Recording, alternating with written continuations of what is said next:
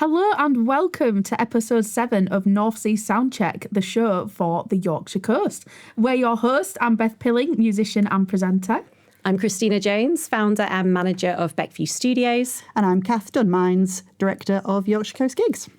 So this show is a collaboration co-produced between Yorkshire Coast Gigs and Beckview Studios. We have some wonderful guests for you this evening. We'll be chatting to musician and sonic explorer Fletcher Fathoms, Pickering Rockers' This House We Built, BBC introducing York and Humberside presenter and producer Jericho Keys, and Hull supergroup Caterpillar Spies. But before all of those, we're also going to turn the tables and have a chat with our co-host Beth too.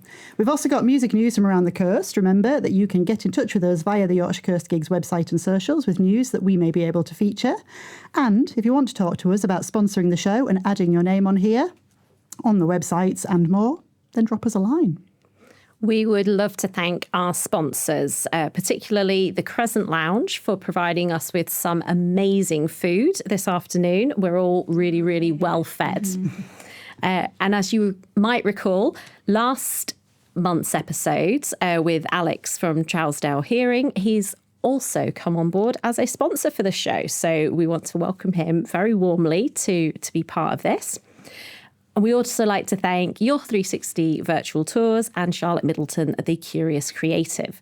If anybody does want to become part of the show as a sponsor and add your name to every episode, get some really awesome benefits, sponsor benefits, and help us keep showcasing local music features, contact us and we'll chat you through all the options. Before we start episode 7, please note that we do film this live a short time before it's aired. And when we mention upcoming events, things can change. So just make sure you check out all the websites before setting out. Right, let's get started with some news from the scene. Mm-hmm.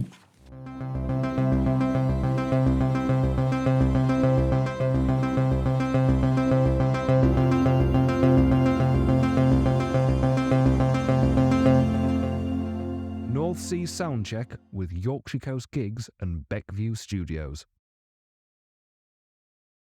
News from the scene.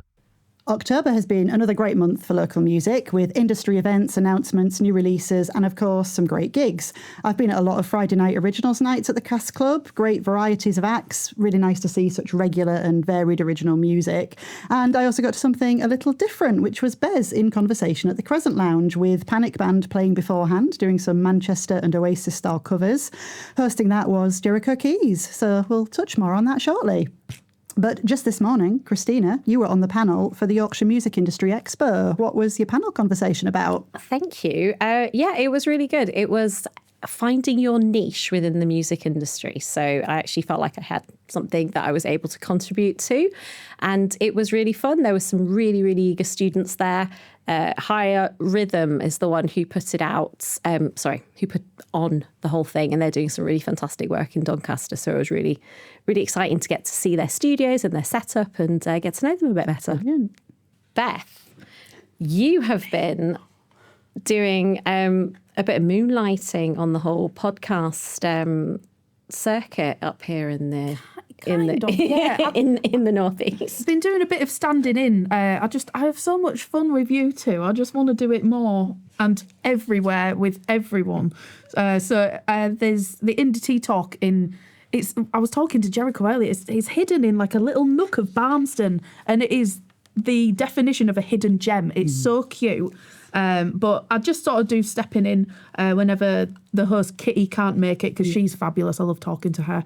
Whenever she can't make it, I'm just like, I'll do it. And yeah, it's just really good fun. So that is a service I offer if anyone needs me to come and talk to anyone about anything. We can absolutely arrange that. Kath, what's this? This T-shirt. This is my Alice in Thunderland T-shirt. I was gifted this by the lovely Kayla from Alice in Thunderland, because you remember we interviewed them on the last show, and then I went and did their 30-year anniversary sort of event, which was part of Bridstock. That was a really great day at the Black Lion in Brid. It's a historic building, really well suited to this sort of event. And we had lots of local youngsters like Broken Oak, who also make up Blimburn. They did a little spot on the day. Hot Rockets, 6 Feet Below, and Affliction. We're going to put a full roundup on Yorkshire Coast Gigs soon. Now, you had a lounge here at the studio, didn't you, back on October the 9th, Christina? How did that go? Beth was there too, but... Beth is always there, and the whole team, in fact. We love the lounge. We love the lounge series. It's always so much fun, and we just love the opportunity that we're able to showcase grassroots musicians from across the region.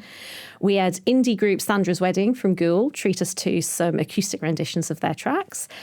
We also had the incredibly humble Matt Hooper, who again treated us to some new originals that he'd been working on. And we also worked with Romy Taylor, who is an up-and-coming artist from the Leeds music scene. And her and her band were just amazing, sort of blending contemporary jazz with neo-soul and pop. And it was just a really, really fun night, wasn't it, Beth? It was lovely. Everyone was so nice to talk to as well. I find with these lounge nights, everyone's just so lovely. And everyone's just really happy to be here and be sharing their music. And I think the audience really enjoyed it as well, like in the kitchen. It was really nice vibes. And yeah, it's just... Great. It's really nice. Everyone always wants to have a nosy in the control room as well. Do. We're all sort of setting up. Like... And Chris will open the door. Right, you've seen it now. Go back in the kitchen. But yeah, it was really fun. It was lovely. Oh, great. So, and if anybody wants to catch up on it, it is still on our YouTube channel. So they can log in and check out the live stream and catch all of those gigs again, can't they? Yeah. Fantastic. It sounds great. And in upcoming events as well, the Cask and Keg in Scarborough have Trusted Source on the 1st of November, which is DJs Hans Umlaut and Il Spectre. 7th of November, they've got a punk night with Arena Roja, bringing Celtic folk punk all the way from Madrid, joined by Captain South America, Orchard and Jenkum Revolt. Orchard actually have a new album out, by the way. Do check out Argentum. That's been released on Cruel Nature Records, and we're expecting Jenkum Revolt's album very soon too. I did try to get an update today, and they're not quite there, but it is coming very soon. Keeping us on our toes. Absolutely. Then, on the 14th of November, they've got something very exciting, an under-18s young talent showcase. That starts at 6 p.m. All the other gigs open at 8. So you're going to find out more about that, aren't you, Kath? I'm going to try. I think it's great that there's these things going on for the under-18s and the youngsters. It's been growing. Merchant, Crescent, and then this, which is, well. And this one being an under-18s, because some of them are just 16 plus. I'm not sure. That's what I mean. We'll find out a bit more and get that on Yorkshire Coast Gigs. And then on the 15th of November, they've got Mark Starkey's Tunnel Club Indie Night. Look up Supernova Indie on Facebook. It'll be nostalgic for the 90s indie kids. It sure will. I do remember getting chucked out of the Tunnel Club once for being too young, believe it or not. So anyway, the other big one to mention at the Cask Club is on the 21st of November. That's the album launch for Active Minds. These punk legends from Scarborough are celebrating 40 years as an outfit in January. I recently met up with them for an interview, which we'll be putting on the Yorkshire Coast Gigs website soon, so do keep an eye out for that. They'll be supported by 2 other amazing local bands, Serial Killer Glasses, whose own album, The Fair and Equal Establishment, was released last month, and the brilliant Bear Away, so don't miss it. Alistair James played a gig at the Georgian Theatre in Richmond. Charlie in the live room was there doing his freelance sound engineering for it, and also Dave, who's currently taking pictures. You were there as well, weren't you? Yeah, it's brilliant. Very good. One of the oldest theatres in the UK. I had no idea. Very nice. Wonderful. Awesome. We're also going to give a shout out to one of our most loyal fans of the show, Jack Williams. He's got a new album, On a Quiet Earth, coming out on the 28th of November. It'll be available on a number of streaming platforms. Jack is also in a band called Stargazer, who mostly play covers but do have some original material too, including the song That All Know True.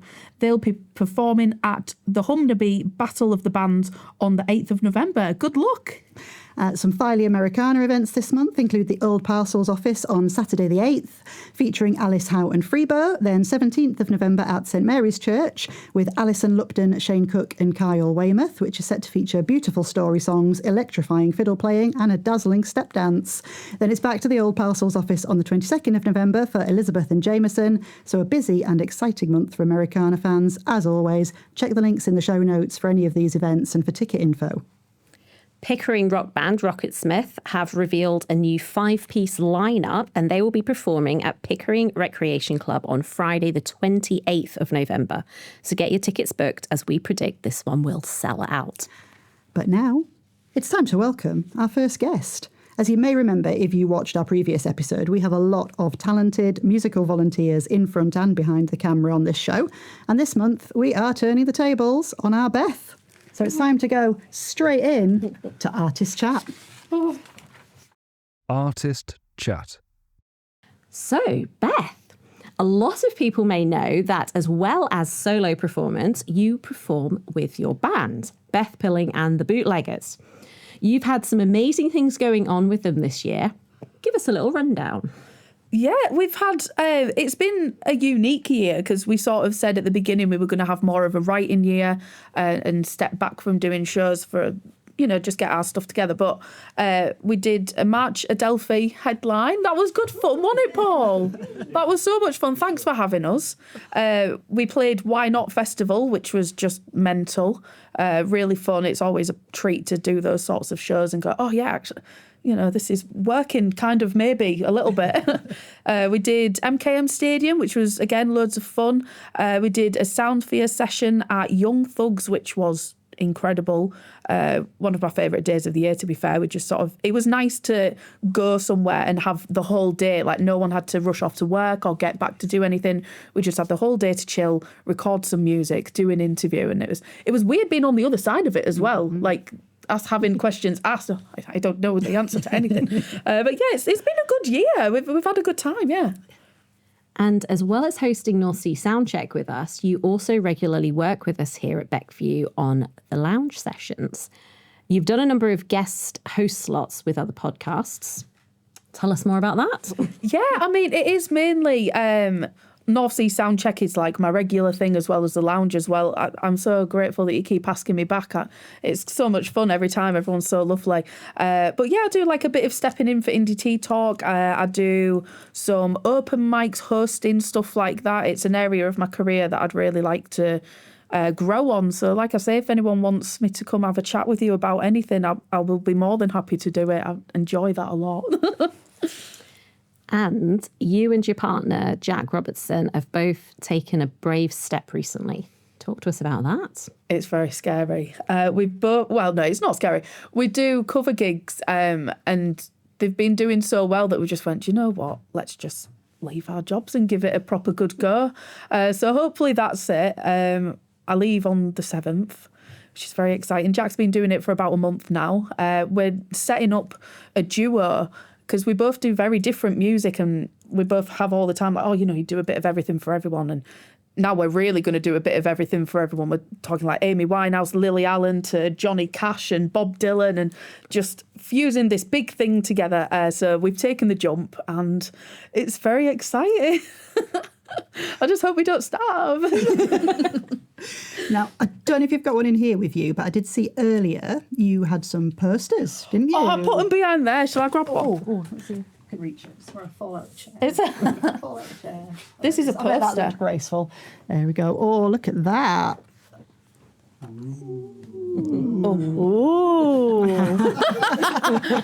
This is a poster about a show that we're doing on Saturday the 8th of November. Yeah. This is your single launch gig, isn't it, Yes. for The Cure at the Crescent Lounge? It is indeed, Yeah. yes.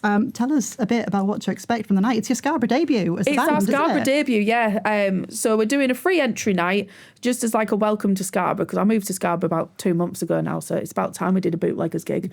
But it's free entry night. We've got the Limeys opening and Jack Robertson main support with his band because we're finding it's a common theme at the moment where people are trying to make us compete against each other. So I said, right, we're going to do this show. It's going to be mint and you're going to support so that we can, iron out these. But yeah, it's going to be really fun, I think. We've got Jim doing sound. I need to book a photographer. I've got a couple of people in mind, but if anyone's interested, do message. Look at David. Yeah, we might have to get David on that. On your phone. But yeah, it's going to be really good. It's a single launch for our song The Cure, which we've sort of taken out of our second EP. It was standing out like a sore thumb, and we've got a more mature sound now. But this song is a fun song, and I still wanted it to have its moment. So it's like, right, take it away from that and just give it its moment to do its thing. And I think it's going to be lovely. Brilliant. And fans can also catch you in Hull, can't they, at Trinity Live in December? In December, yeah. But what I'd love to talk about is the upcoming EP. Because that will be, your gig at Trinity Live is the 11th of December, but the EP is going to be early next year? We're hoping early next year, maybe around February. Hopefully, that's just a rumour though. But that rumour, yeah. Hopefully around February, Yeah. January, February, we should have that out. It's been a long time coming, but life just happens, doesn't it? You just find yourself doing wacky things and go, oh yeah, I've still got that EP recorded that I should probably distribute. And talking of distribution, you are Bandcamp first, is that right? Yeah, so The Cure, we're taking a bit of a different approach. We've had a really odd year working with working with larger promoters, I guess. And we're coming towards the end of the year, and I just sort of thought, do you know what? I think we should go back to doing what works for us, because I think that's what got us where we are. Do you know? That's sort of what people liked about us. I've never followed the rules, and I just sort of do what's right for us and what's right for the band. And what seems right for us now is releasing on Bandcamp first and getting a little bit of money behind us. But yeah, I'm excited about it. I think Bandcamp is a really cool platform for so many things, for like your merch and showing your events and just getting money to the artist. If you like artists' music and you want to support them, Bandcamp is mostly the way to do it. So check out band camps. Now, Beth, we could chat to you for hours. And Please do. I'm enjoying frequently this. do on and off screen. But we do actually have to get you up there and play for us. It is the time. What have you decided to play for us? I'm going to play The Cure, which is the single I was talking about. It's a song about so many different things. It's just pure chaos. And like I said, we're going for a much more mature sound now, but this song is about chaos and is about just trying to navigate the world and feeling a little bit different to everyone else and trying to embrace that and celebrate everyone's little quirks. Oh, I'll go over there and play it.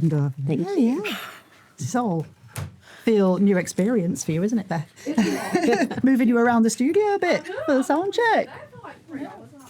Oh, I quite like So it. how was your first into interviewing On Christina? this side of it, I quite enjoyed it. Yeah, Actually. excellent. I'd like to do it again, Yeah. please. So I'm actually really excited to hear this. I'm so glad that she's given us this little preview of it. Yeah.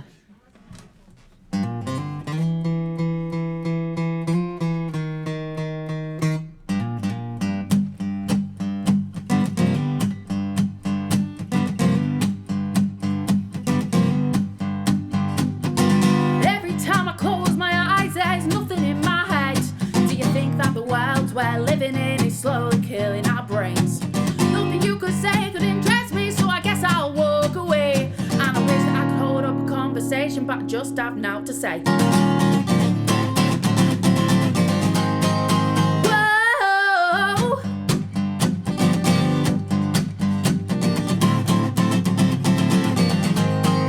Whoa.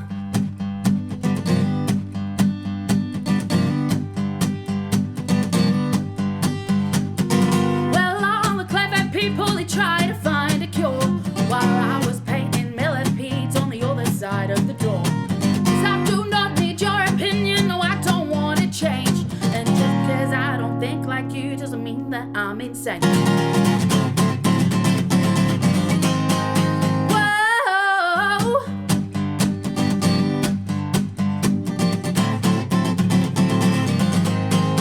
Whoa.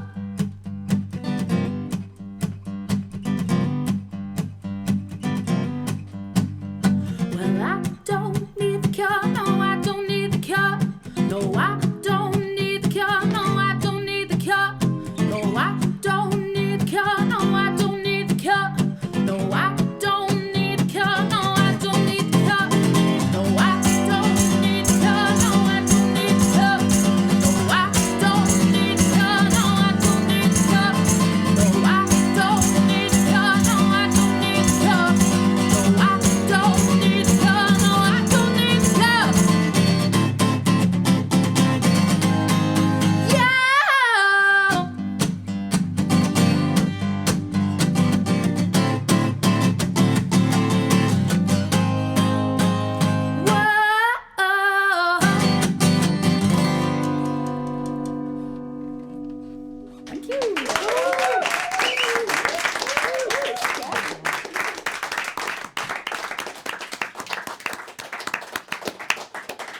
Thank you so much for that, Beth. But now get yourself back over here. We've got to interview some other people. Come on.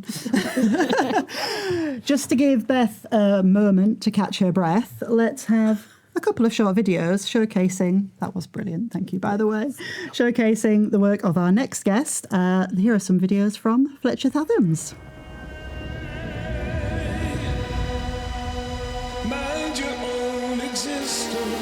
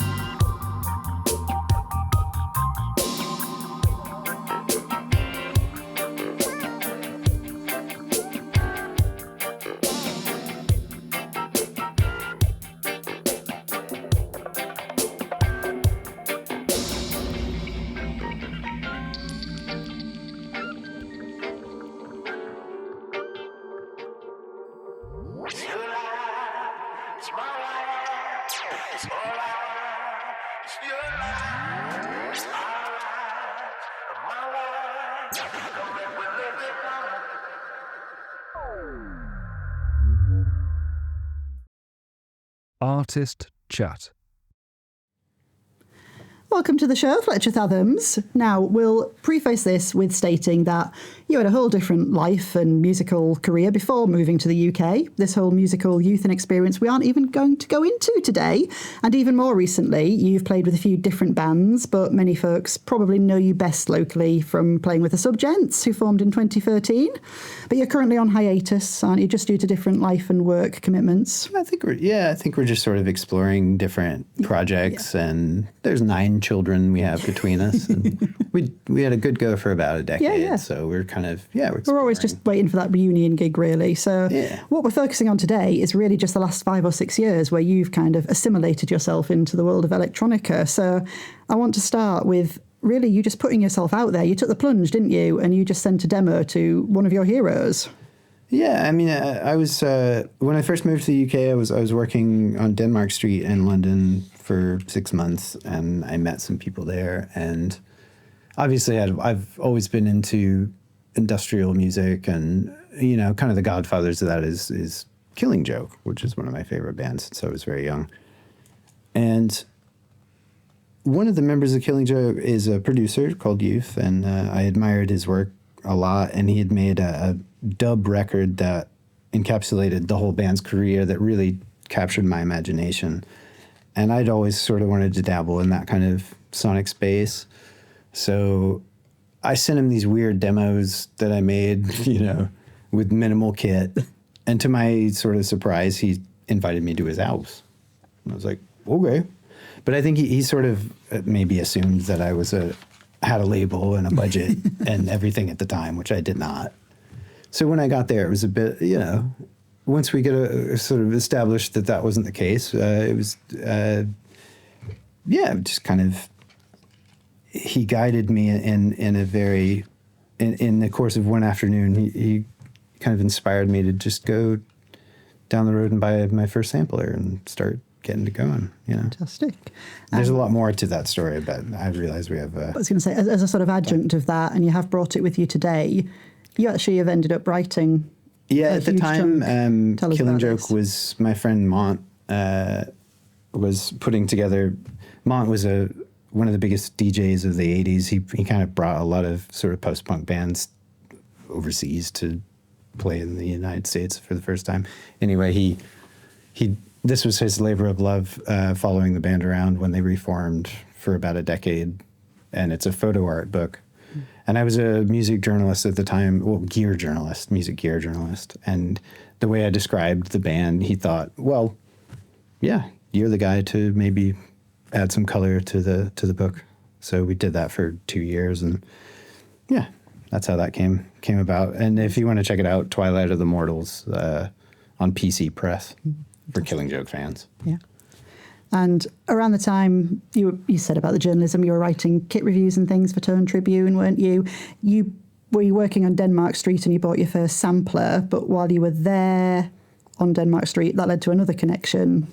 Yeah, I mean, my buddy who worked in the shop was Matt Frost of Dark Globe. And I didn't actually know he was a producer. We just sort of were working in the shop together. And one day there was a track playing and I heard Tom Verlaine from Television's guitar, and it wasn't Television. I was like, that's Tom Verlaine. And he was like, yeah, that's my track, mate. I was like, okay. So anyway, we've kept in touch since then. We've always been buddies. And his brother was the bass player for Culture Club. So he's done a lot of production work with Boy George. And they're working on a record, which is Dark Globe, Matt's project, with Boy George. And I've played on 4 of the tracks that are coming out, and maybe more. I don't know. The album's still fishing for labels and stuff, so we'll see what happens with that. Amazing. But it was also, you kind of were building these networks, and it was, as I understand it, encouragement from these contacts and groups. You're in like different, I want to say internet groups. That doesn't sound, that's fair enough. Social groups on there that led you to take another punt and send some music to another producer.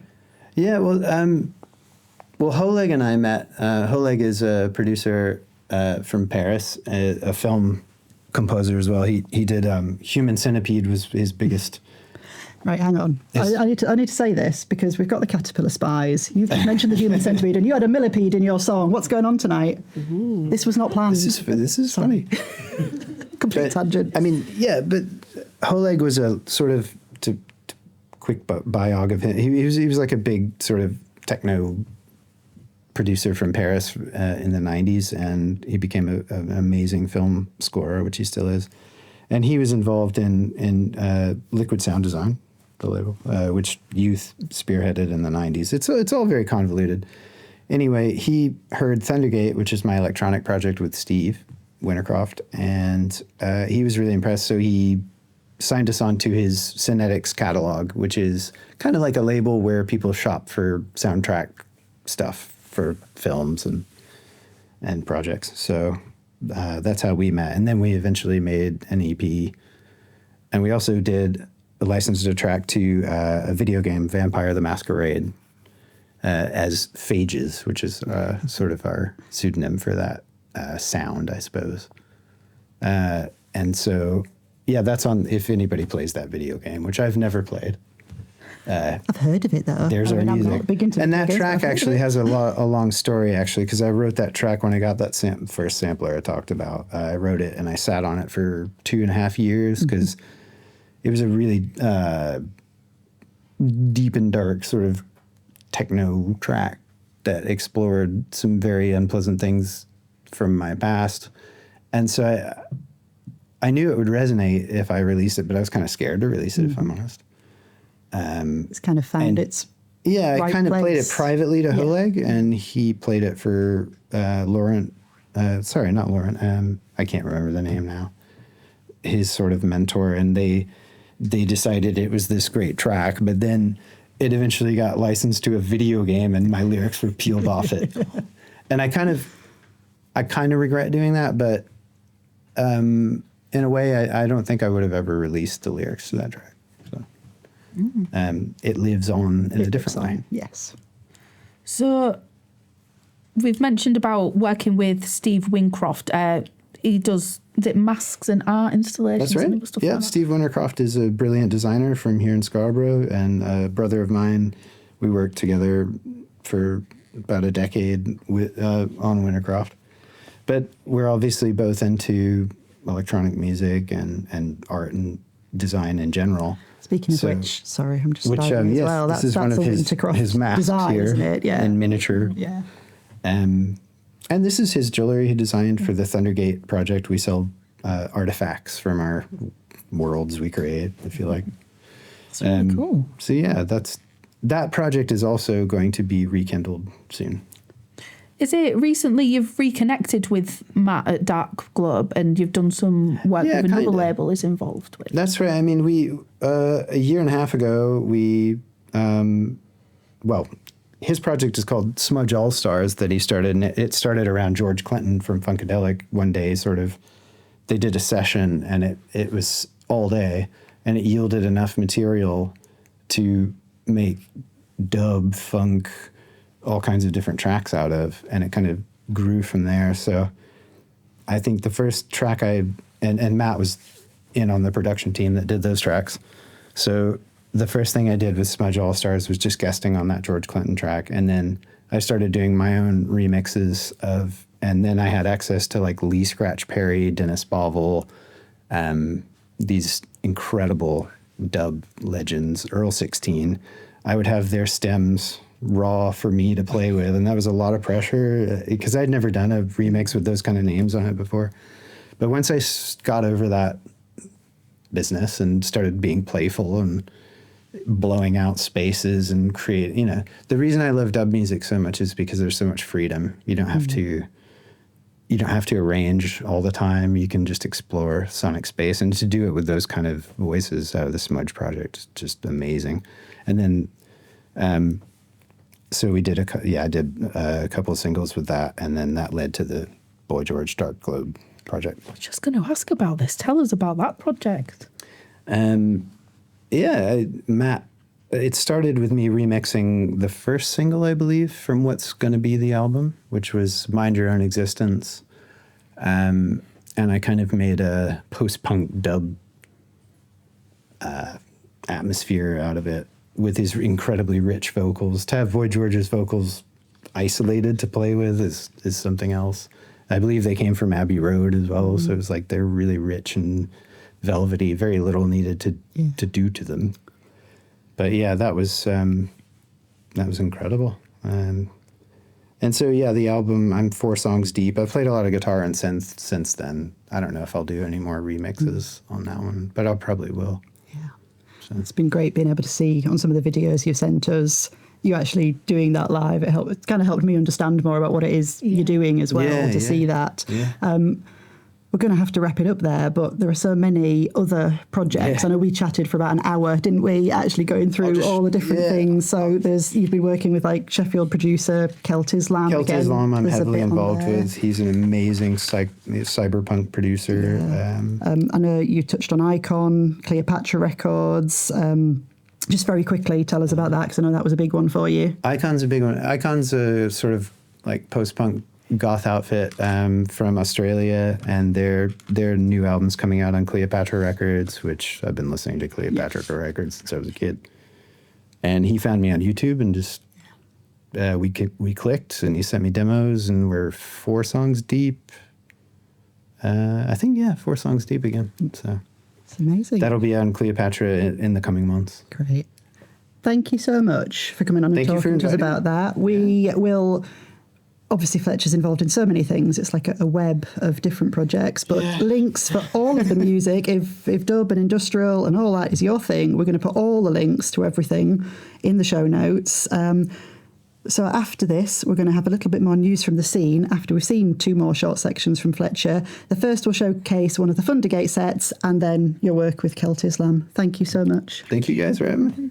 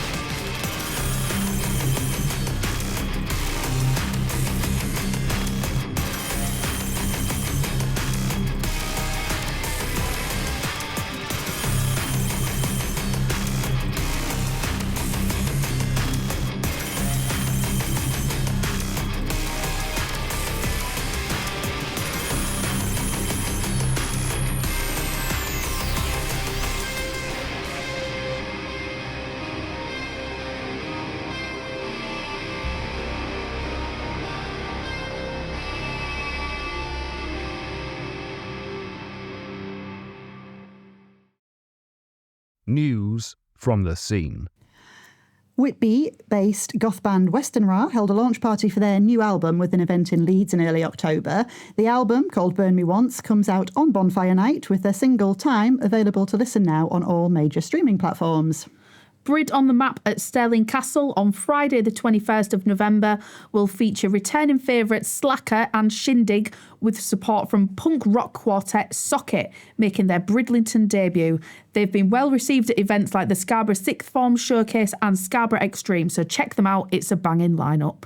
Serial Killer Glasses have just released their eagerly anticipated debut album. The fair and equal establishment. They're also playing this month on a lineup with Bear Away, supporting Active Minds on the 21st of November at the Cast Club. That gig is for Active Minds' new album release titled Things That Cannot Be Unseen, ahead of their 40th. 40th. I was like, am I reading that right? You are. Their 40th anniversary. There will be a gig at the Railway Club in Scarborough for Amnesty coming up on November the 21st from 7 p.m. Acts will include Unrehearsed Mayhem, Nathan Badger, Cultural Connections, Jack Robertson, and DJ sets including Mark Thompson, Victor Swanvester, and Rowan Oliver. There's also a set from Vector and the Fummites. I hope I've said that correctly because I'm not sure about that one. And the evening will be hosted by the poet Bearded Tit, also known as Stuart Ackroyd. That's a good name. It's a good name. Brid's Old Town Yuletide Festival on the 30th of November includes live music at the Queen's. The lineup will feature Finn Hines, Charlotte Lamiman, Kia Lamas, Alex Kapler, and Edge of 13's Chris Mack. The Crescent Lounge, Scarborough, has some ticketed events coming up. In November, they've got Old Red Eyes, a tribute to Paul Heaton. Book via the Crescent Lounge website. Hull-based folk collective Pavey Ark drop their second album, More Time, More Speed, on the 21st of November. They've previously played the Glastonbury Acoustic Stage, Cambridge Folk Festival, and had 4 showcases at South by Southwest 2025. It's a concept record built around time, how it bends, distorts and shapes our lives. Sounds very much my sort of thing. It's sitting in the space between alt folk and modern chamber folk, and they recorded it in a converted farm building near Hull. We're told the changing season and even the cows next door make their way onto the record. You haven't got cows here. No, just squirrels. Just squirrels. Yes, we love the squirrels. That's Pavey Ark. Check it out in late November.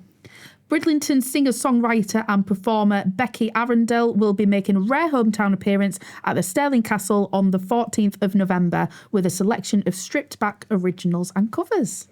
And Beckview Studios will be heading to BAFTA qualifying Aesthetica Film Festival in York this month, taking place from the 5th to the 9th of November.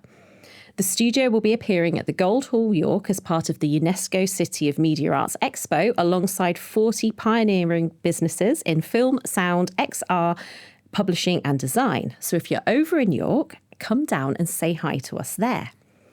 Also, as part of the festival on the 8th of November, we'll be checking out the bands playing at the festival's new music stage. 10 breakthrough artists will take the stage, spanning genres from indie and soul to hip-hop and experimental pop, including Pleasure Centre, featuring our very own Charlie, who's hiding in the control room as usual. Link to the tickets will be on the show notes, and they'll accompanying this episode, and can be also found on the Yorkshire Coast Gigs website. Scarlet Dusk have a gig at Drum Shack on the 7th of November. Lovely young band. Please do check them out. They're really lovely. Moving on to some early mentions for December, Saltburn Smugglers have announced a Christmas cruise aboard the Teesside Princess on Sunday the 14th of December. Their last cruise event sold out, so get your tickets booked for that festive treat of Christmas shanties. New songs for the sea and some special Christmas hits. Christina, we've got another lounge coming up as well, haven't we, on the 5th of December? Tell us all about it. Well, I can't tell you all about it because the full Tell us a bit about it. Yeah, I'll tell you a bit about it. It's happening on the 5th of November and it's going to be great. The full lineup is currently being finalised at time of filming. However, we can confirm that we've got an emerging indie folk artist called Madeline May performing, and some other local scene people in the in the offing there, but I can't give anything away just yet. And it's also to be part of the Winter Fringe Festival which is being organised by Scarborough Fair. So it's worth checking out the rest of their events as well. Lovely stuff. Don't forget, if you are dropping new music, let Yorkshire Coast Gigs know so that we can share that info. We've got the North Sea Soundcheck Spotify playlist, which I'm still very excited about. Let's get you on it. Send us the tracks. And now we're going to welcome 3/4 of This House We Built to tell us about something exciting that they've got coming up after this little video, following on from our chat earlier with Beth Pilling.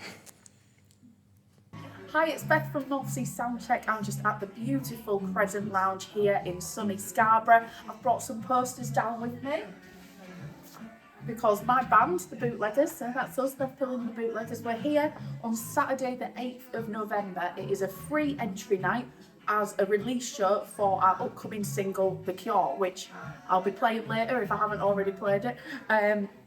It's supported by Jack Robertson, who's behind the camera. Say hello. Hello. Hello. And the Limeys, who we had on the podcast a couple of months ago, and they were just fantastic. So I thought, get them in, get them to open for us. Did I mention it's free? It's going to be absolutely lovely. So we'll see you on Saturday, the 8th of November, here at the Crescent Lounge in Scarborough. Artist Chat. Welcome, This House We Built. How are you doing? Tired. Tired, Yeah, It is late. It's getting there. Don't worry. bedtime. Thank you so much for joining us. Would you like to tell us a little bit about yourselves? Who's who does what? Scotty, come on. I'm Scott, and I'm sing and play guitars and make cups of tea and all sorts of stuff. Oh. Yeah. And food. And food. Yeah, do a bit of food now and again. Yeah. I'm Wayne. I play bass guitar and backing vocals. Lovely. Chris, drums. Awesome. That was very not concise. messing- We're not messing around here. He does sing as well. We're missing someone tonight, though, aren't we? Andy Jackson. Yes. Oh, dear. Do you want out for a meal? I'm just going to put it out there. Straight. Yeah. He didn't Well, want to come. we got mac and cheese from Crescent, so who's winning, No, it really? was his parents' Yeah. 60th. Oh, lovely. Well, 60th happy Anniversary. Anniversary. Yeah, not Wedding. 60th. 60th wedding anniversary. So yeah, Wow. you couldn't miss that. that. Yeah. Wowzer. So, you've had a busy year of touring, gigs, festivals all around the country, but you've also been busy recording your second album. Tell us all about it. Yes. Yeah. It's taken quite a while to do, hasn't it? In and out of the studio and one thing and another, and yeah, we finally got it done. And here's one we baked earlier, ladies and gentlemen. Beautiful. It's going to be available on a big thing like that. Oh, wow. Yeah, you put it in. Oh, what's on the back? Show us a bit more of that. A load of idiots. Yeah. So Show him the book. Yeah, the isn't there book, some everything. things in there? can't give too much away. They got to buy it to see what's in there. Yeah, absolutely. Yeah. There's not a lot in there really. So you wrote your first album through COVID. What would you say you've done differently the second time around? Grow up a bit. No. Oh no. Well, you got me in. Slightly, yeah. Yeah, we changed our drummer because things didn't work out with our first drummer, which is a lovely guy, Oz Ward. I'm sure he's been on here and everything in Hollow Oz. What else has happened? Yeah, obviously when we did the first album, we were literally just sending WhatsApp messages. When we were allowed in the studio, we were going in one at a time with a face mask on. Like sat in right at the back, trying to record and not cough and everything. It's not ideal for being creative, is it? Not really, no. So it was hard work the first time and different, but we kind of managed to get there eventually, didn't we? So Yeah. So this has been a completely different experience, I think. Yeah. So could you tell us a bit about like the gigs you've had this year and how you've gone about getting them so far away from home? Like what's that approach like for you? Well, they're all over, really, aren't they? I mean, as far as Scotland, Kent. Is it Dover or where it was? Yeah. Rocks down there. Everywhere, isn't it? Basically just getting out, trying to play. You have to take a hit on some gigs. You have to, as we all know, sometimes you might have to travel 200 miles to play for petrol money, or if that. But it gets you in front of a different audience, and and that's what we've done. Yeah, we just a lot of networking. Yeah, Word of mouth. Yeah. It's them all. Yeah, and I mean, we were lucky enough. One of my sort of singing heroes, we did a similar sort of thing to yourself. Sent him a demo, and couldn't believe it when Danny Vaughan got back and said, "Wow, can't believe he really really good, and he's kind of opened a few books up for us, as well. It's sort of It's been taking good. those chances, isn't it, and just putting yourself out there. Yeah, and I yourself think in it is. I front think of people. all you're going to get is a no, end of the day, and I think it's just a case of just trying to do as much as you possibly can, and not always sitting back and sort of waiting, because there's always this thing in music where you just throw something out there and go, right, what's going to happen next? Yeah. And nothing does happen, I don't think, if you don't start, being a bit proactive yourselves as well.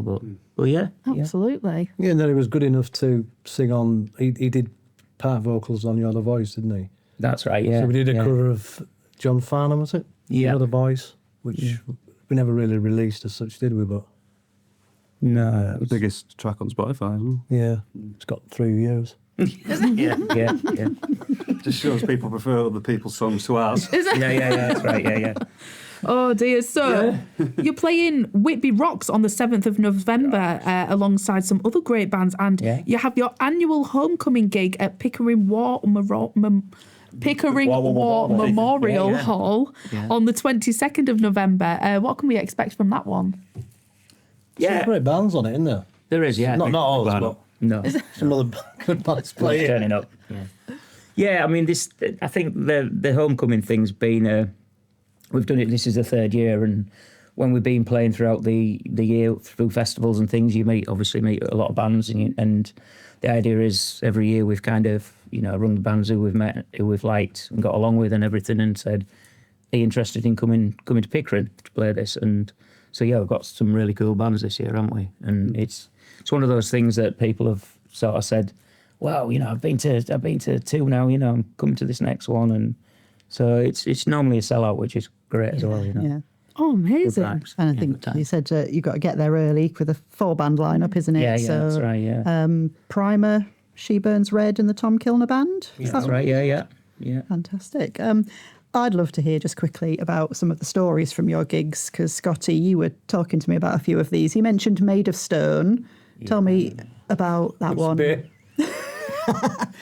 Only the bits you can say on a family show. Yeah, this is where we get nervous. Yeah. No, we just. Yeah, I mean, Made of Stone was probably our biggest one, wasn't it? Yeah. That was kind of Felt proper. Yeah, there was like Ugly Kid Joe on there. The first song I ever performed live in front of people singing was Everything About You. So I mean, to like share a stage with them guys was pretty amazing. Yeah. A nice little bucket list sort of thing for me personally. Blackstone Cherry, Sweet. Yeah, sweet one, yeah. I'll play with them again next month as well. Yeah.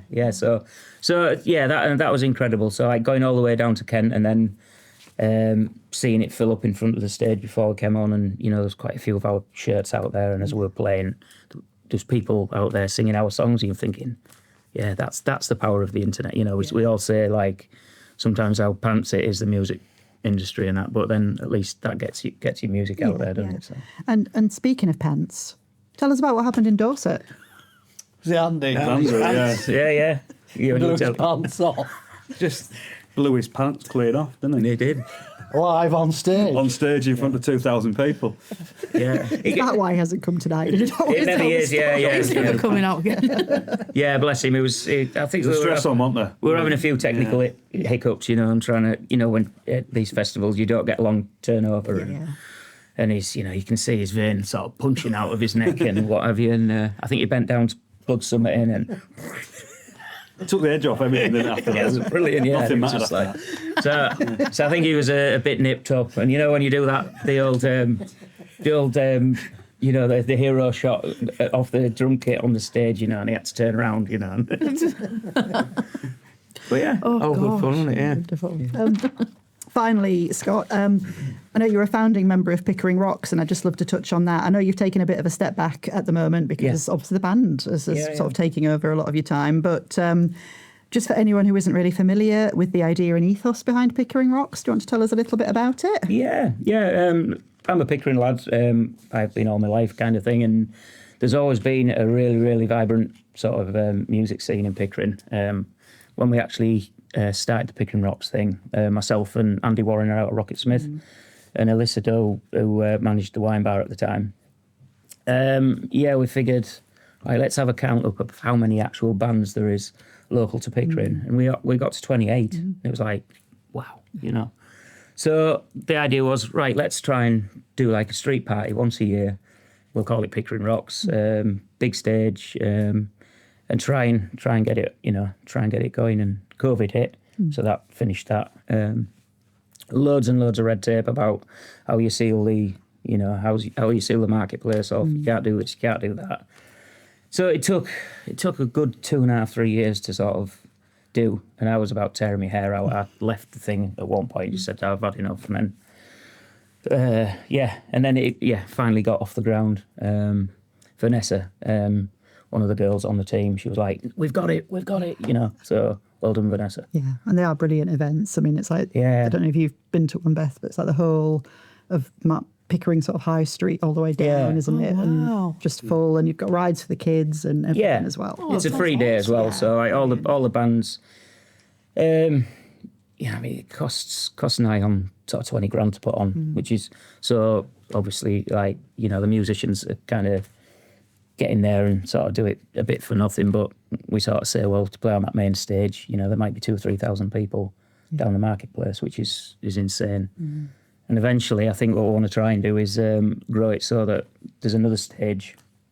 And through COVID, we lost a lovely chap called Jake Dalquin. I'm pretty sure you might be familiar with Jake. He was in Chew My Shoe.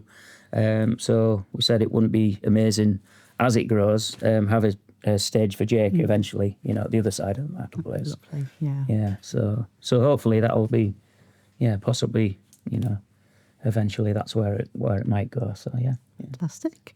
Thank you very much. Thank you for joining us, Scott, Wayne, and Chris. Yeah, Thank you. The album, Get Out of the Rain, is out on the 21st of November, and the new single, Rain, is also set to be released soon, isn't it? Is that right? As soon as I get it finished. Video. Watch this space. We will put links in the show notes to all of that, and now we're going to play a little video from the band for you for the recent single, Addiction. After the video, we'll be putting BBC introducing York and Humberside's Jericho Keys in the guest seat for a change, so you can look forward to that too. Here's Addiction.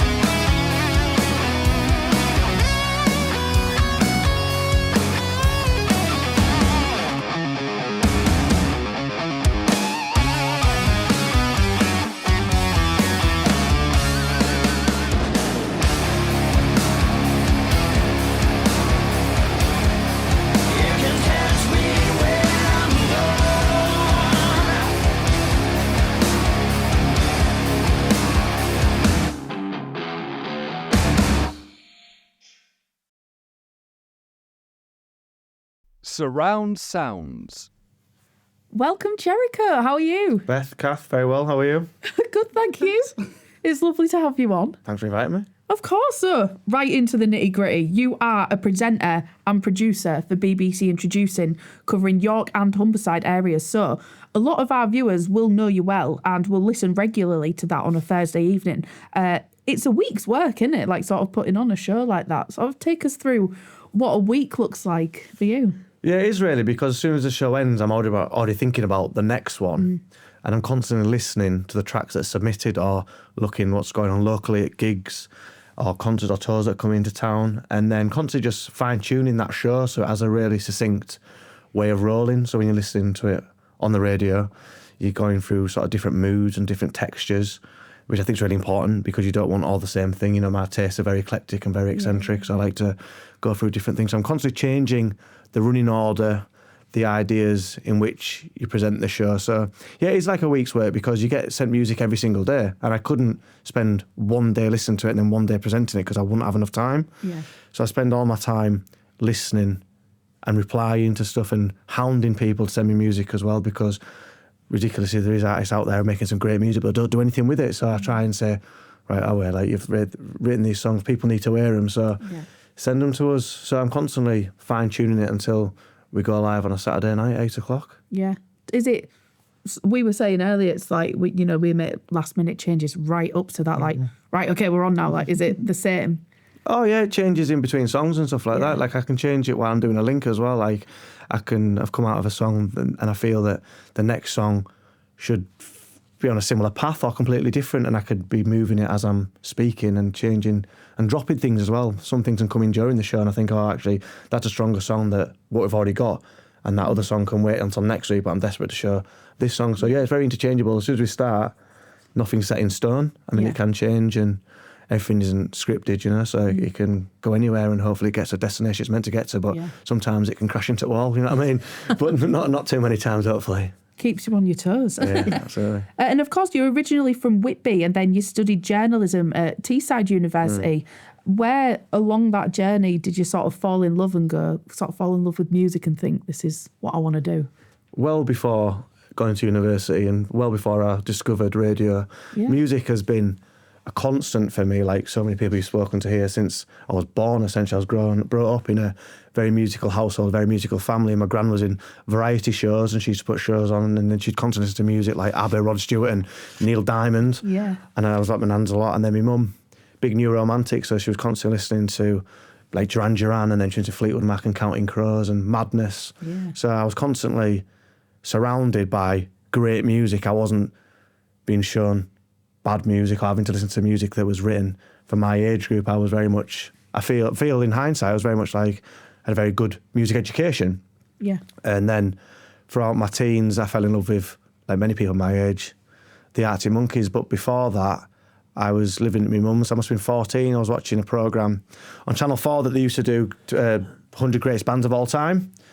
And a clip came on, a very short clip of The Jam. I'd never heard of The Jam because I was 14, 13. I remember shouting through the wall to my mum, "Mum, who's The Jam?" She goes, "Get to bed, I'll tell you tomorrow."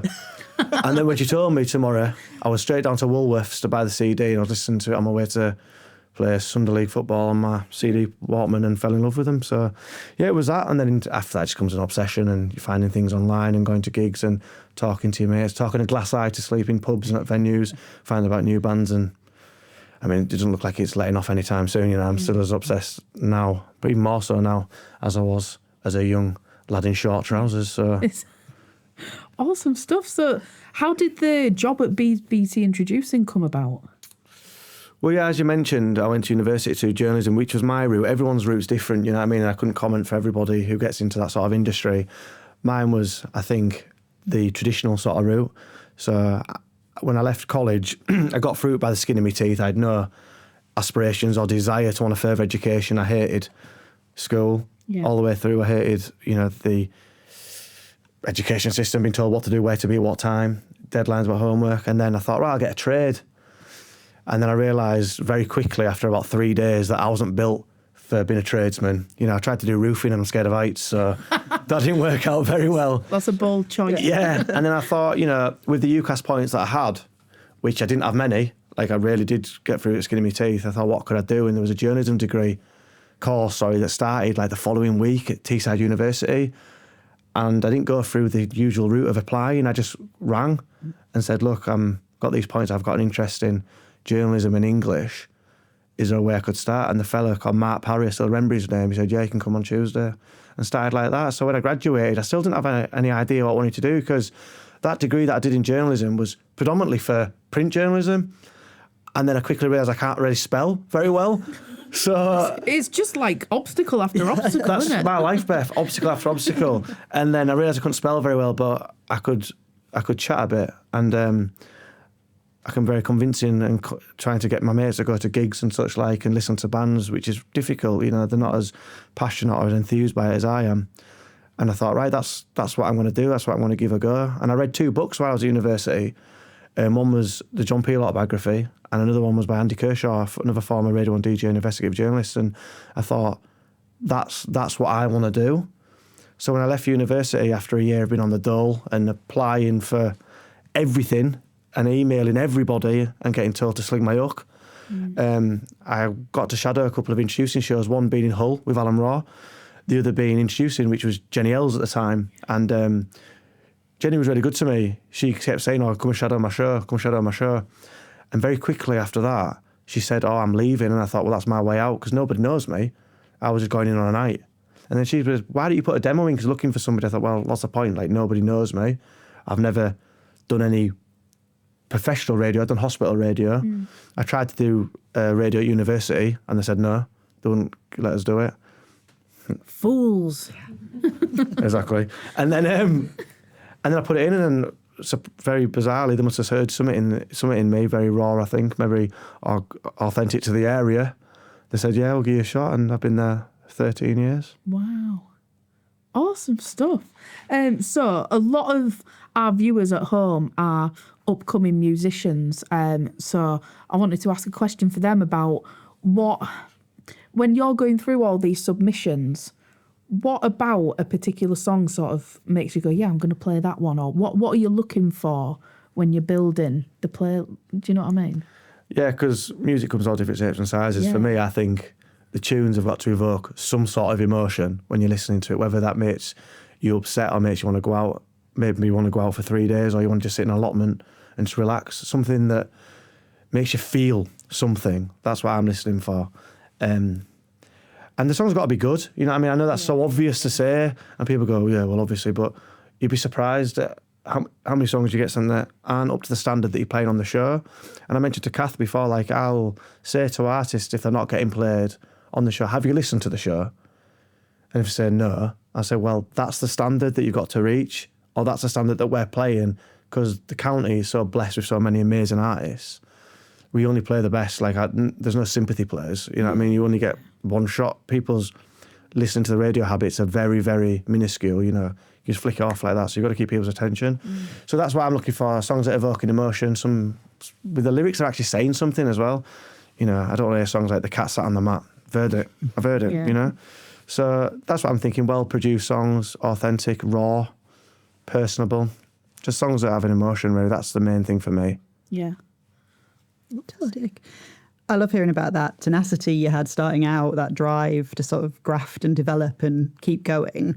I think that applies to the artists that you aim to support as well, doesn't it? Wouldn't you say? Like, yeah, absolutely. You've got to, I suppose we've heard it a lot from people tonight, putting yourself out there, but you really got to hone your live performances.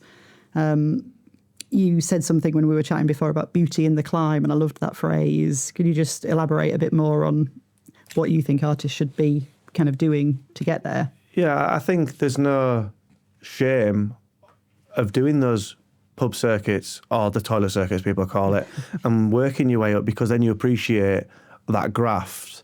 And when you get those opportunities, you take it with both hands, because you know how hard you've worked. I know that in my position as a presenter and producer, I've had to start at the bottom, and I appreciate the opportunities that I do get through hard work. And I do think it's important. I mean, everybody wants to write one song and say, hey guys, Glastonbury next year. Unfortunately, it doesn't happen like that. So I think going out there and playing to the people and building a fan base and a community is so important, because if you're sound to people and the people in the audience who support you, they'll come and watch it and they'll want you to do really well. So I think that's something that I find really, really important. Something that I think we're very lucky, especially the shows I go to in North Yorkshire and East Yorkshire and North Lincolnshire. You see other bands in the crowd to other band shows, supporting, not having any hint of jealousy or malice and wanting people to fail.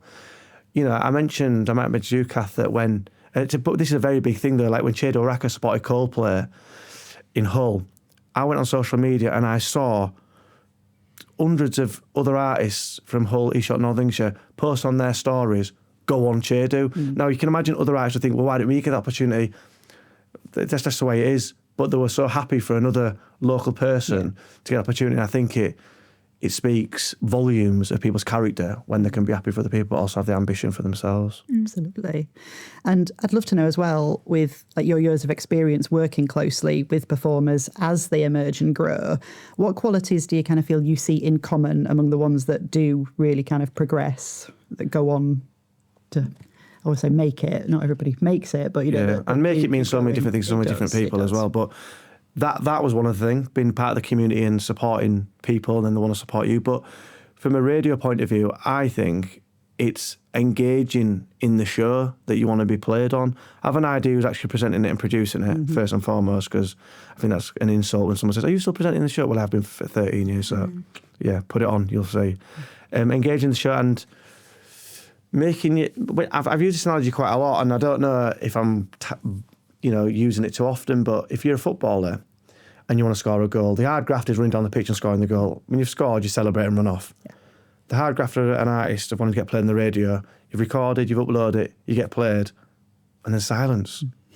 You celebrate your success because you've done all the hard work, you've spent money and your time and your resources. Celebrate it, being cool about your success. It's so old and bored and tested, like, oh yeah, I'm playing this.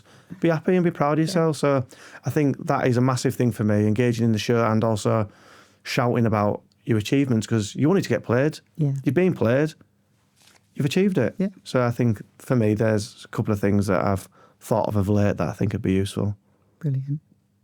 And speaking of sport, as you were, I know you're a great fan of football. It was a few years ago now, but you did organise a couple of charity events, didn't you? Yeah. That kind of merged football and music. Could you just tell us a little bit about those? I just thought they sounded really interesting. Yeah, we did some football tournaments with bands, and we did it for York Mine, so it was like 6-side tournaments, which was great. For myself, I've spoken openly that I've had issues in the past where I've had to use mental health charities or mental health facilities, and a lot of my friends have, and I came across a lot of musicians in the industry, seeing them talking about it and putting it on social media, which is an amazing thing, I think, people talking about it. And then I thought, well, why don't we all collectively do something to raise money, raise awareness for a great cause? And we did it 2 years on the bounce for York Mind, and raised a decent wedge of money and got a conversation started in the local area, which I think was really important and a vital thing to do. So we might do another one. I mean, if the bands stop fighting with each other, we might do another one, because you know what pit bands can be like playing football. It was interesting, to say the least. And you organise a lot of events, not just the football ones, and you get booked, obviously, to host many others on a wide spectrum. We actually first met at the Crescents Evening with Bez a couple of weeks ago. Yeah, we did, yeah. Which was a fun event, shall we say, in a more intimate setting. Yeah, it was I think it was a great evening, but an education, yeah definitely. You've also hosted at some really big events like Humber Street Sesh and probably the biggest one, Leeds Festival. So really different scales, but each must have different challenges, particularly with those bigger events. How do you prepare and how does it feel? I mean, I can't imagine doing nervous something breakdown. Like that. Yeah. Lots of baths. No, I think with those sort of things, especially the Bez one, I spent a lot of time researching his life because he's got so many different facets to his personality, and I know a lot of people are a big fan of him and they were spending a lot of money to go and watch him. So there's a lot of research and watching other people's interviews and listening to stuff that he'd done. But I think that's just part and parcel of being a presenter or a journalist. You always be prepared, and then it's unexpected because the unexpected did happen, and it was, you got to think on your feet. And like you two today, you've probably say just for Bez's sake, it was the audience more so than Bez himself, wasn't it? It was just some challenging audience members. You lot behave yourself, please. Yeah. and those sort of, I think, giving the respect to the audience and the artists that you're looking after to do those things. Like, I think about these Leeds Festival situations. I'm not a fantastic public speaker. I don't like the idea of going out speaking in front of thousands of people, but an artist is playing at Leeds Festival for the very first time. That's their dream. Why should I go out and be all miserable and not give them the experience that they deserve? Yeah. So I think sometimes it's putting on that cloak or getting into character. And also, like, if I look back at myself, if someone filmed it and I went on stage muffling and shuffling and not looking like I wanted to be there, I think 13 years ago, you'd have cut your arm off to be there. So do it. But I really enjoy it now. You know, I've come into my own, and I think seeing artists achieve what they want to achieve is like the best thing about the job ever. You know, when they send you the song and they trust you with the music, and then you're part of that journey as playing it, getting in for a session, sending it onto Radio 16 Music, getting picked up at Glastonbury, Leeds Festival, Reading, going over South by Southwest Festival. I mean, when you get the emails or the phone calls or the WhatsApps from people saying, "Oh my God, I don't believe it's happening," like you could cry, you know, and I have. So, but it's just the best bit of it, you know. Amazing. So you've got a BBC Introducing showcase coming up on the 27th of November. The lineup looks awesome. We saw Cherry Fuzz Club. They were live at the Queen's back in August. They were amazing, fabulous. And you've also got Wench. They're from Hull, aren't they? Yeah, from Hull. Really cool band. And Sleuth Gang. It looks awesome. So one of the vocals, Lewis, is a local lad from Helmsley. So that's great to see as well. What can you tell us about this event? That evening, and I've picked this intentionally, it's going to be absolutely chaotic. I think it's going to be incredible. The bands that we've chosen never leave anything on the table. You know what I mean? They're absolutely bonkers. I hope that the equipment's still intact after Cherry Fuzz Club. They're the first band on, and I just imagine we'll get whittled down to instrument by instrument by the end of the show. But one of them, not sorry to interrupt, but one of them literally came off stage at Live at the Queen's Fest, like bleeding. So he left literally a part of himself on the stage. There's a lot. Yeah, well, that's his thing. He's always got a scab on, isn't he? You know what I mean? That's part of his USP. No, I've seen all those bands before and supported them and stuff, and I just thought it'd be amazing to put them all on one night under one roof, and the gig's free. You know, it's on us, so if anybody wants a ticket, it's available at the Wrecking Ball website. You're guaranteed to have an amazing evening, a great company, and good music. So, I mean, what is there not to like, to be honest? Yeah. And there's nothing doing on Thursday, is there? Apart from listening to BBC Music Introducing. If you're not at home. It'll be recorded that week. Yeah. So, finally, just for fun, we found an interview you did back in 2013 for Soundsphere. You've been in the job about 6 months, and they asked if you had any songs you felt like defined you. So 12 years later, we'd like to ask the same question. What did I say then? You said the Buzzcocks, Ever Fallen in Love. That's a great show. Belter. So you're asking me what song defines me now? Yeah. Beth Pilling and the Bootleggers. I Don't Need a Cure. Oh my gosh, thank you. Yeah, we'll go with that one tonight. Properly though. Well, tonight there'll be that one. I don't know really. I think that's an amazing song still. Water Boys, All of the Moon, Frank Sinatra, That's Life, Chumbawamba, Tub Thumping. You know, the list is endless. March On Together, Leeds United. You know, the list is absolutely endless. I could go on for hours, but I know you're probably running out of time and sick to death of me, so we'll leave it as that. Not sick to death. I was about to wrap it up then, but I feel like I should ask a few more questions. Ask me one more question then. Go on, ask me. Yeah, this is my real hair. This is. Oh dear. No, thank you so much for coming on and having a chat with us. It's been absolutely lovely. It's nearly time for our big band. I don't know if we've shown our big band yet. We've got a guest of seven behind us. Oh, are you showing us, Adam? Little spoiler. But first, we're going to have a little check-in with the team, aren't we? So thank you so much, Jericho. Thank you. Thank you, Beth. Thanks, Kath.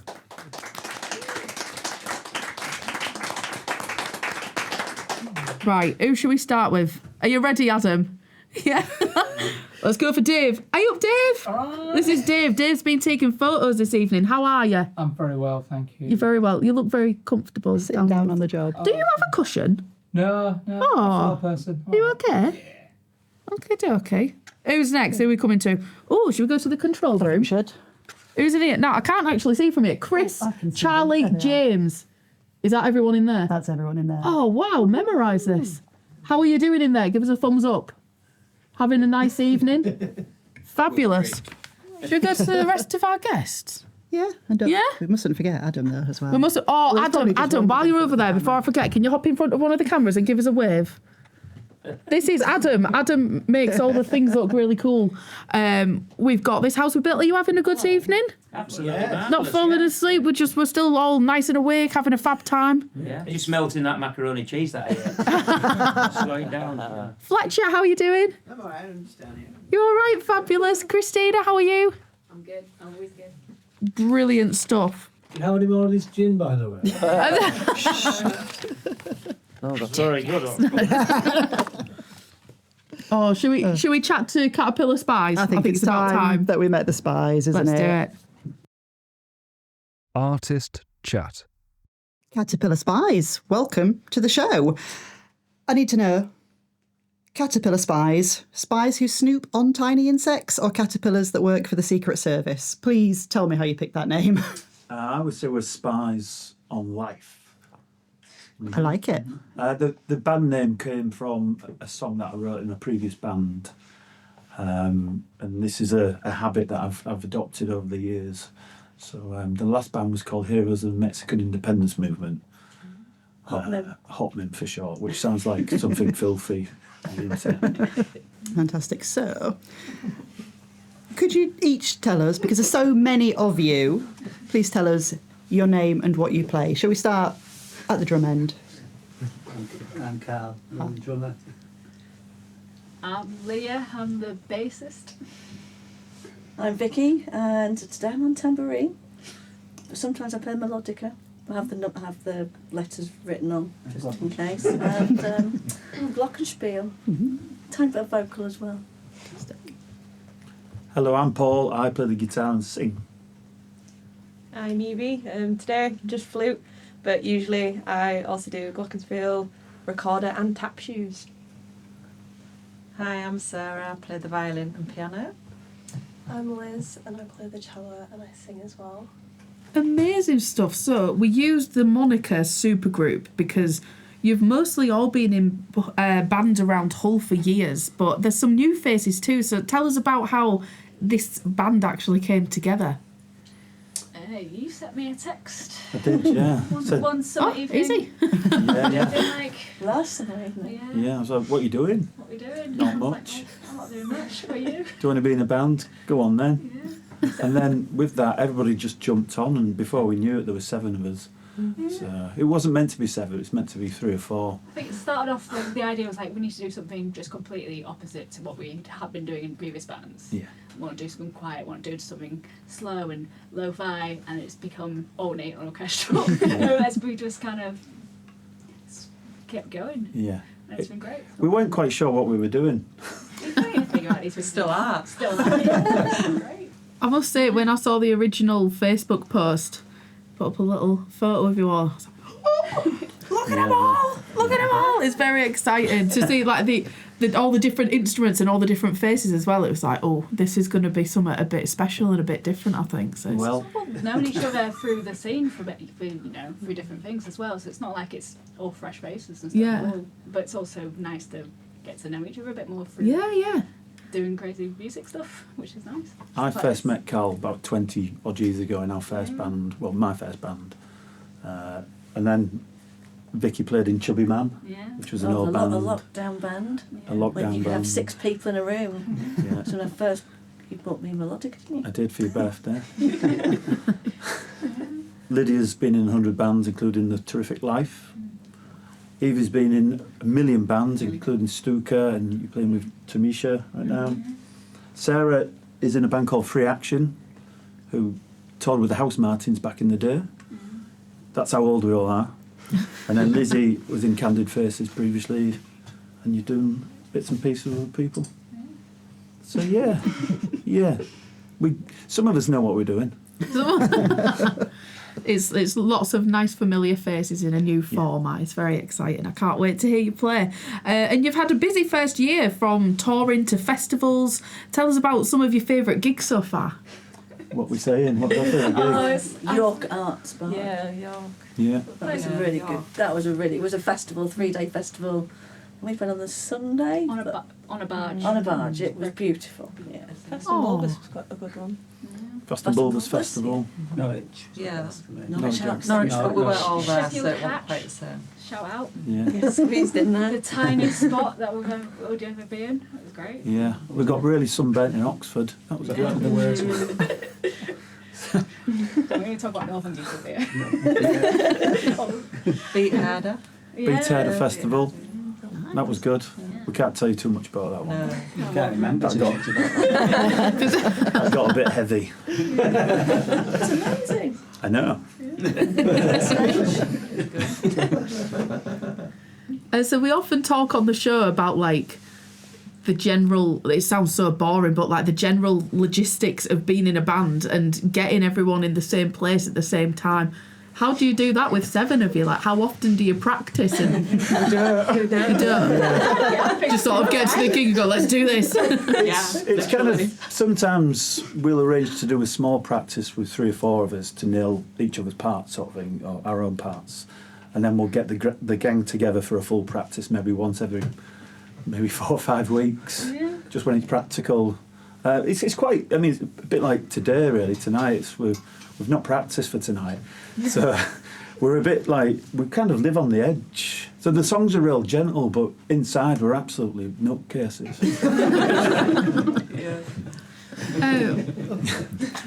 What are your songs about? Like, what inspires Caterpillar Spies? I know you said they're all quite soft and dainty, but like... Yeah, well, the last band I was in was really high energy and kind of dancey and loads of fun. This one is, we want to do much tender sort of songs, and a lot of them are about dying, really. Mostly about family members dropping dead and that. Which is the song we're doing tonight. But don't say in a happy way. It's a love song for me. And it's a bit of a love song for Vicky as well. Both things bring up the same emotion. Oh dear. And you've been recording recently as well, haven't you? Can you tell us what to expect and when? It's coming along. Carl's been locked away in the shed, finishing off, and it's been alright. Not doing any more. We did like the basic tracks, the 3 guitar, bass, drums, guide vocal, and then again a bit like practicing, just dragging people in one at a time and doing their bits.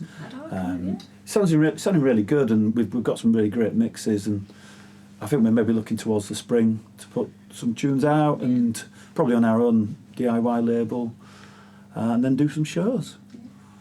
Fantastic. And you've told us a little bit about what you're going to play for us, but can you just tell us the title of the track? Yes, it's called Apples and Pumpkins. Apples and Pumpkins, thank That's you. a lovely name. It is, isn't it? Very wholesome. Very topical. Very seasonal. Future band name. Thank you. Future band name, somebody said there, well, I think we're ready to hear it, aren't Really? we? If that's, we are you. Are you ready to play it? we would love to hear that from you. Thank you very much. How are you doing, Kath? I'm doing good. Yeah, tonight's just flown by. It really has. Can't believe that. Like we started off with you. That's like amazing. That felt like 10 minutes ago. Yeah. I did have wobbly knees. You did have wobbly knees. Bless your heart. I was trying to do the foot tambourine and the leg was going. I loved it when the foot tambourine came out there. That was amazing.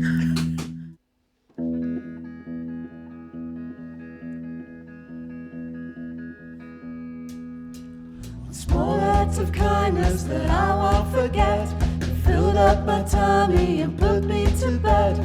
You stroked my brow and whispered to me, today you'll have apples and pumpkins for free. I slept like a puppy, you rested my bones, chased a million dreams, you made me feel at home. You stroked my foolish hair, whispered to me, today you'll have apples and pumpkins for free.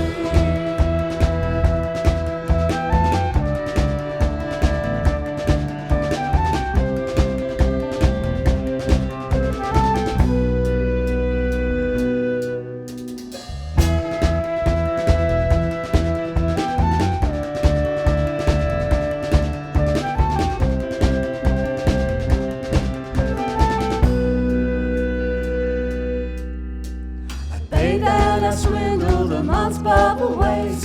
Soon I recovered over weeks, months and days. The strength it returned. You whispered to me, today you'll have apples and pumpkins for free. They shaved off his hair and they blasted his brains. Surgeons with scalpels and heart radiation stitched up his skull. Whispered to me,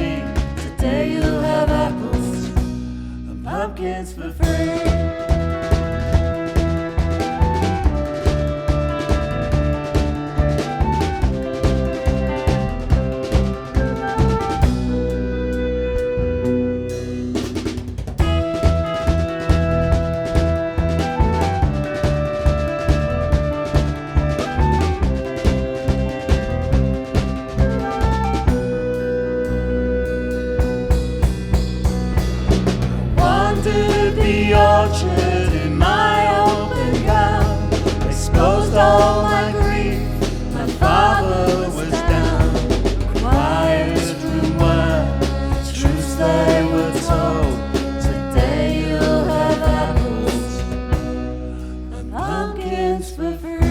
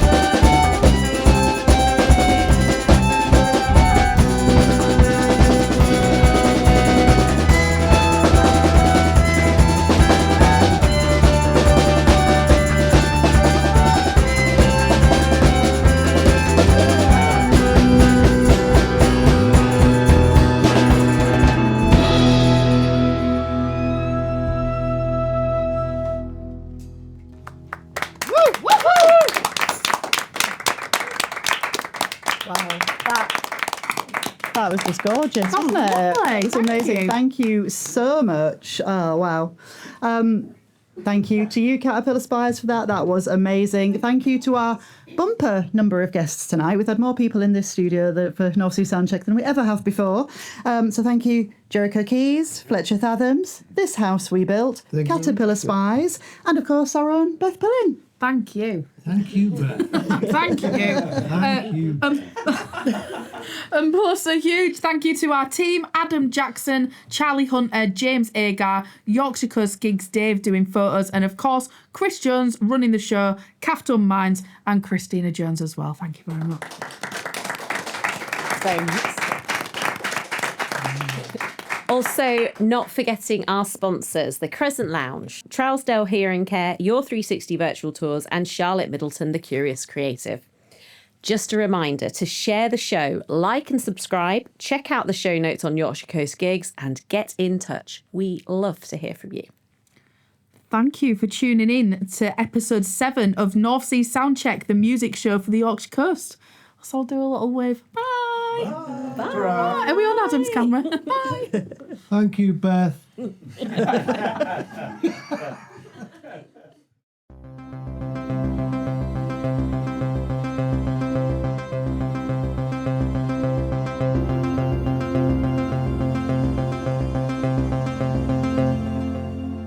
North Sea Soundcheck with Yorkshire Coast Gigs and Beckview Studios.